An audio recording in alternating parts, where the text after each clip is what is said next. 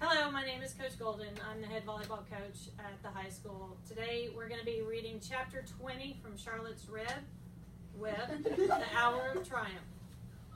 Special announcement, said the loudspeaker in a pompous voice. The management of the fair takes great pleasure in presenting Mr. Homer L. Zuckerman and his famous pig. The truck bearing this extraordinary animal is now approaching the infield. Kindly stand back and give the truck room to proceed. In a few moments, the pig will be unloaded in the special judging ring in front of the grandstand, where a special award will be made. Will the crowd please make way and let the truck pass? Thank you. Wilbur trembled when he heard this speech. He felt happy, but dizzy. The truck crept along slowly in low speeds. Crowds of people surrounded it, and Mr. Arable had to drive very carefully in order not to run over anybody. At last, he managed to reach the judge's stand. Avery jumped out and lowered the tailgate. I'm scared to death, whispered Mrs. Zuckerman. Hundreds of people are looking at us. Cheer up, replied Mrs. Arable. This is fun. Unload your pig, please, said the loudspeaker. All together now, boys, said Mr. Zuckerman. Several men stepped forward from the crowd to help lift the crate. Avery was the busiest helper of all. Tuck your shirt in, Avery, cried Mrs. Zuckerman, and tighten your belt. Your pants are coming down. Can't you see I'm busy, replied Avery in disgust. Look, cried Fern, pointing. There's Henry. Don't shout, said her mother, and don't point. Can't I please have some money, asked Fern. Henry invited me to go on the Ferris wheel again, only I don't think he has any money left. He ran out of money. Mrs. Arable opened her handbag. Here, she said, here is 40 cents. Now, don't get lost, and be back at our regular meeting place by the pig pen very soon. Fern raced off, ducking and dodging through the crowd in search of Henry. The Zuckerman pig is now being taken from his crate, boomed the voice of the loudspeaker. Stand by for an announcement. Templeton crouched under the straw at the bottom of the crate. What a lot of nonsense, he muttered. The rat. What a lot of fuss about nothing. Over in the pig pen, silent and alone, Charlotte rested. Her two front legs embraced the egg sac. Charlotte could hear everything that was said on the loudspeaker. The words gave her courage. This was her hour of triumph. As Wilbur came out of the crate, the crowd clapped and cheered. Mr. Zuckerman took off his cap and bowed.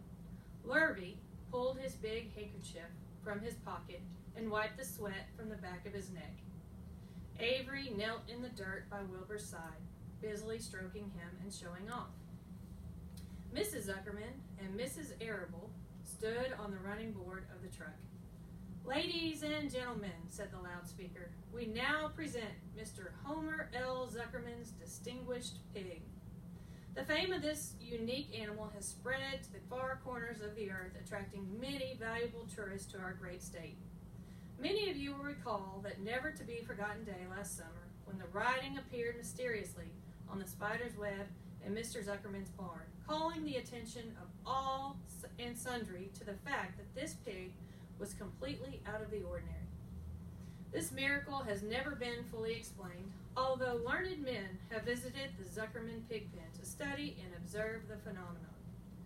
In the last analysis, we simply know that we are dealing with supernatural forces here, and we should all feel proud and grateful. In the words of the spider's webs, ladies and gentlemen, this is some pig. Wilbur blushed. He stood perfectly still and tried to look his best. This magnificent animal, continued the loudspeaker, is truly terrific. Look at him, ladies and gentlemen. Note the smoothness and whiteness of the coat. Observe the spotless skin, the healthy pink glow of ears and snout. It's the buttermilk, whispered Mrs. Arable to Mrs. Zuckerman. Note the general radiance of this animal. Then, remember the day when the word radiant appeared clearly on the web? Whence came this mysterious writing? Not from the spider. We can rest assured of that. Spiders are very clever at weaving their webs, but needless to say, spiders cannot write. Oh, they can't, can they? Murmured Charlotte to herself. Ladies and gentlemen, continued the loudspeaker, I must not take any more of your valuable time. On behalf of the governors of the fair, I have the honor of awarding a special prize of $25 to Mr. Zuckerman, together with a handsome bronze medal suitably engraved in token of our appreciation of the part played by this pig. This radiant, this terrific, this humble pig in attracting so many visitors to our great county fair. Wilbur had been feeling dizzier and dizzier through this long complimentary speech. When he heard the crowd begin to cheer and clap, he suddenly fainted away. His legs collapsed, his mind went blank, and he fell to the ground, unconscious. "What's wrong?" asked the loudspeaker. "What's going on, Zuckerman? What's the trouble with your pig?" Avery was kneeling by Wilbur's head, stroking him. Mr. Zuckerman was dancing about, fanning him with his cap.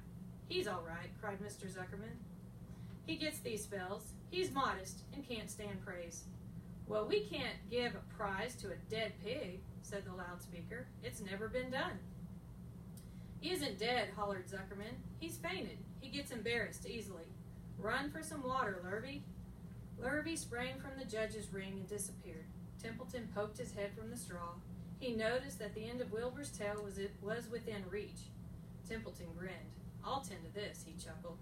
He took Wilbur's tail in his mouth and bit it just as hard as he could bite. The pain revived Wilbur. In a flash, he was back on his feet. "Ouch!" he screamed. "Hooray!" yelled the crowd. "He's up! The pig's up! Good work, Zuckerman! That's some pig!" Everyone was delighted. Mr. Zuckerman was the most pleased of all. He sighed with relief. Everybody had seen Templeton. The rat had done his work well. And now one of the judges climbed into the ring with the prizes. He handed Mr. Zuckerman 2 $10 bills and a $5 bill. Then he tried the medal around Wilbur's neck. Then he shook hands with Mr. Zuckerman, while Wilbur blushed. Avery put out his hand, and the judge shook his hands with him too. The crowd cheered. A photographer took Wilbur's picture. A great feeling of happiness swept over the Zuckermans and the Arables. This was the greatest moment in Mr. Zuckerman's life. It is deeply satisfying to win a prize in front of a lot of people. As Wilbur was being shoved back into the crate, Lurvy came charging through the crowd, carrying a pail of water. His eyes had a wild look. Without hesitating a second, he dashed the water at Wilbur. In his excitement, he missed his aim, and the water splashed all over Mr. Zuckerman and Avery. They got soaking wet. "For goodness sake," bellowed Mr. Zuckerman, who was really drenched. "What ails you, Lurvy? Can't you see the pig is all right?" "You asked for water," said Lurvy meekly. "I didn't ask for a shower bath," said Mr. Zuckerman.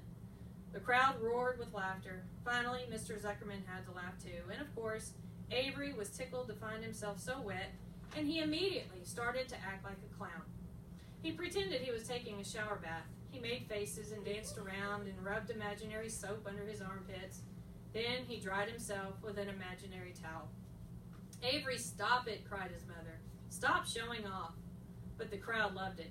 Avery heard nothing but the applause. He liked being a clown in a ring with everybody watching in front of a grandstand. When he discovered there was still a little water left in the bottom of the pail, he raised the pail high in the air and dumped the water on himself and made faces. Then children in the grandstand screamed with appreciation. At last things calmed down. Wilbur was loaded onto the truck. Avery was led from the ring by his mother and placed on the seat of the truck to dry off. The truck was driven by Mr. Arable, crawled slowly back to the pig pen. Avery's wet trousers made a big wet spot on the seat.